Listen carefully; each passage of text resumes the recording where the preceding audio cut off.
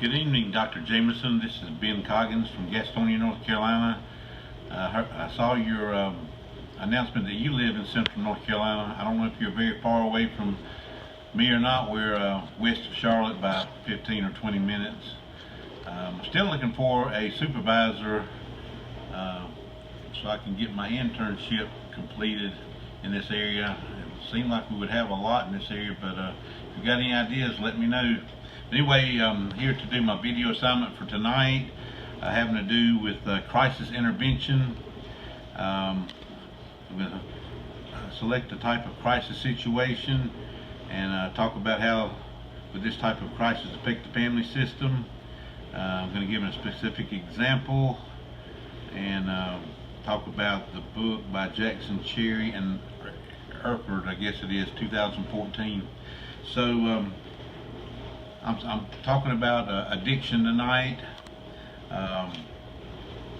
You know, the side effects of addiction can include, but it's not completely limited to depression, aggression, weight loss or weight gain, suicidal, homicidal tendencies, impulsiveness, manic behavior.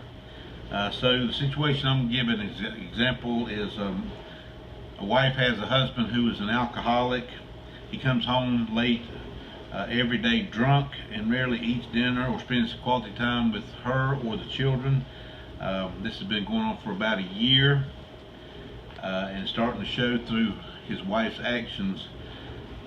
So addiction does affect the whole family. No longer is the wife sociable with friends or outgoing. Instead of thinking about her kids as a priority, she's more concerned about her husband, you know, what he's doing, why he's not at home. She's concerned with herself. She's probably asking herself if she's to blame. The wife has depression because of her husband's alcoholic addictions. So this is why there is a family systemic model. A family systemic model is a way for the entire family to truly heal from whatever the crisis is. So I picked this just as an example for the video. The ultimate goal of the family systemic model is for the entire family to become motivated to seek treatment. It will help the family find healthy ways of communicating, gain support and encouragement. So you have regular interventions versus family systemic models.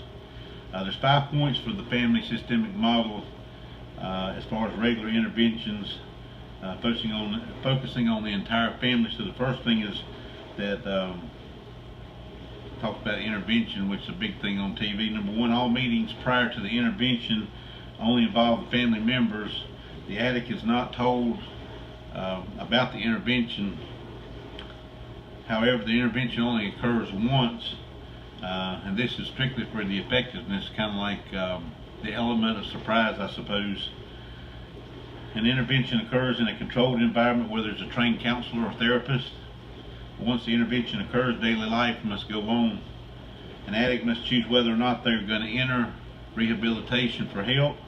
Whether they agree to it or not, the family must stick firm to the consequences that are outlined in the intervention.